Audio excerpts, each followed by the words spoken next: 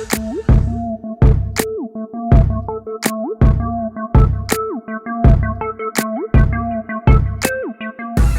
do I honestly feel about black women? First, I'm going to talk about my childhood and how I viewed black girls. As a little boy, I was never attracted to black girls.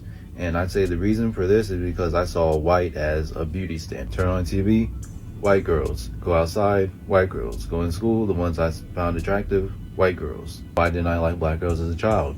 Well, I just saw them more as like closer to family. They're like closer to like me, and that's not who I'm supposed to be attracted to. Looking back subconsciously, that's how I saw it as a kid, but I wouldn't be able to put it into words when I was that age. That's just how it was. When I would have interaction with the black girls, a lot of times they were often rude, mean, sassy, but since I wasn't really trying to get them, I was just kind of like, well, whatever, I guess that's how they are. At that age, it didn't really matter to me at all. I didn't find any black girl attractive until I was about 12, so middle school age. The only reason that this happened was because I started to become pro-black. And when you're pro-black, you know only black men can be with black women and black love, that type of thing. So I was like, okay, so now I have to be with a black girl. So far what I'm hearing is it's a common thing, actually. It's more common than a lot of women think, that the experience of young black men, young black boys, young black men is a different experience for women. This young man here, growing up, I could see, that this is a common thing where black women would look at him and not be attracted to him just off rip, because he doesn't look like the macho guy, the bad boy. He doesn't look like what they are attracted to. So most black women, if they were honest, could easily say that he would not be their choice. He would not be somebody that they would even give a chance, that they would walk right past him and ignore him and not take him seriously for a dating option. And this has been the experience for a lot of men. Athletes have spoken about growing up where black women did not like them. They were not their choice. And so when they got older and they start to come into their own and, do what they do, they get the attention from the non-melanated women. And then this is where the black woman starts to complain and make it seem as if, oh, just because you became famous or you're somebody now that you just go after the white women. But no, they're responding to what was being, what was given to them. Black women didn't like them when they were younger, so they gravitated somewhere else. And when they gravitated somewhere else, now black women see them as a prize or as something to go after, but you don't realize how it started. So you have to take into consideration what these men are thinking. Like I said, when men realize that if you don't want them, if you tell them they're not your choice, a lot of times they want to make it seem like men will just go crazy and all. A lot of men just move on. They move on to what appreciates them. And this is where black women come in on the other side of it and just automatically assume that these men hate their mamas, hate black women, and don't want to deal with them. But no, a lot of them went after black women young, but black women didn't want them. And I do understand what he's saying in his video that, hey, the beauty standard was white women. We all know that. We all grew up watching, TV where it was mostly white women on the television. It wasn't a whole bunch of us. So I could get that part of it too. But this is the conversation that a lot of women don't want to hear, because you don't want to hear the plight of a man. You want to make it everything about you. Everything is a woman's problem, and women are always the victims, but you never want to acknowledge what men go through to try to understand where they're coming from and how they come to their thought processes as an adult. You know what I'm saying? So I think it's important for women to understand men just like you want men to understand you. In order to do that, you have to listen to what they say, and you have to listen to their experiences and not just belittle them or minimize their experiences, because it plays a big part in the communication between black women and black men, or the lack thereof. You know what I'm saying? Let's continue though. The dating side of things. I'm not going to go down a whole list of bad experiences. I'm just going to summarize it by saying that I never got anywhere with any black girl. Most I got was like a date with one person or one little thing with one person. And when I'm going through this, I'm thinking to myself, how am I not attracting any black girls when I'm pro-black? I call them queens, I see them as great, and I want them to build and, black love.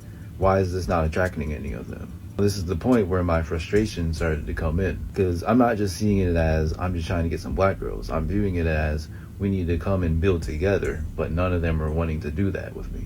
Around the age of 19, I just completely dropped this because it's not getting me anywhere. From then to the present, whenever I try to do anything with a black girl, I'm just like, this is probably not going to go anywhere, and I don't really like pursue it, or I half-ass it and it goes nowhere. It's kind of like we just weren't meant to be. If I never became pro-black, I wouldn't like them at any point in my life, most likely.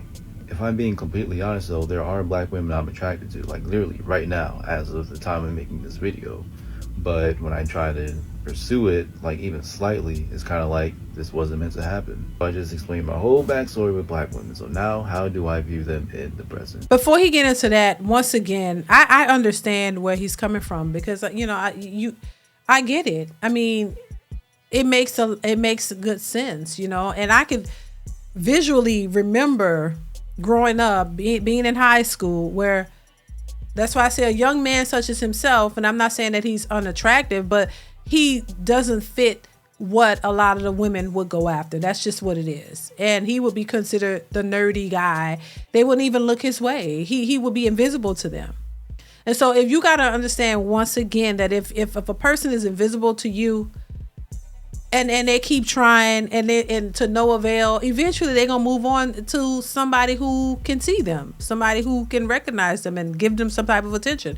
If you meet other races of women and they're like, oh my God, you're so handsome, and they talk to him and give him the time of day, then that's what he's gonna gravitate to.